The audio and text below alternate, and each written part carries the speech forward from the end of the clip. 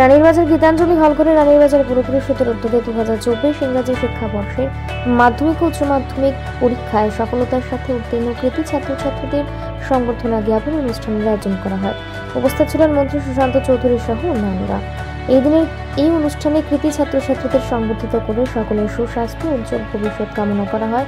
এদিন মন্ত্রী সুশান্ত চৌধুরী বক্তব্য রাখতে গিয়ে বলেন, শিক্ষার অন্যতম উদ্দেশ্য হচ্ছে আত্মার উৎকর্ষ সাধন। শুধু ডিগ্রি অর্জনের শিক্ষা প্রকৃত শিক্ষা নয়। কামনা করছি মেধাবী ছাত্রছাত্রীরা আলোকিত উৎকর্ষিত মানুষ হয়ে একটি দরদি কল্যাণমুখী স্বনির্ভর দেশ ও জাতি গঠনের নিকট ভবিষ্যতে গুরুত্বপূর্ণ ভূমিকা পালন করে।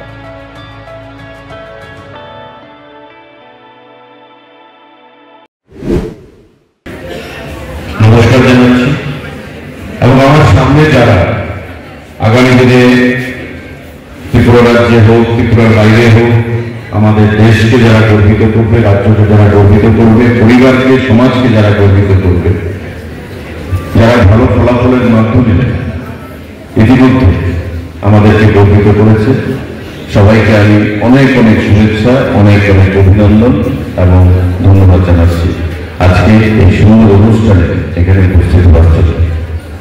আমার সময় খুব অল্প, কারণ দুটোর সময় আমার একটা প্রেস মিট আছে, অলরেডি 1:30টার উপর বাজে। আমার 11টার সময় আসার কথা ছিল। এখানে যদি তোমাদের সকলের 2 ঘন্টা লেট হয়ে থাকে, তার জন্য দায়ী করবে যাবো, কারণ আমি দায়ী তার জন্য। তো 11টায় আমার আসার কথা ছিল।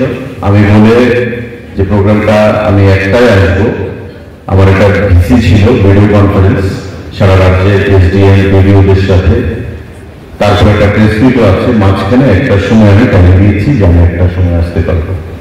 তো তাদেরকে মনে মনে রাগ, মনে মনে বকাবকি করে লাভ দিয়ে করবো বাবুদেরকে, পুরো পরিষদকে, যদি কাউ বকা দিতেই হয় মনে মনে, এটা আমাকে ভরসা, আমি আপনাদের সেটা গ্রহণ করব।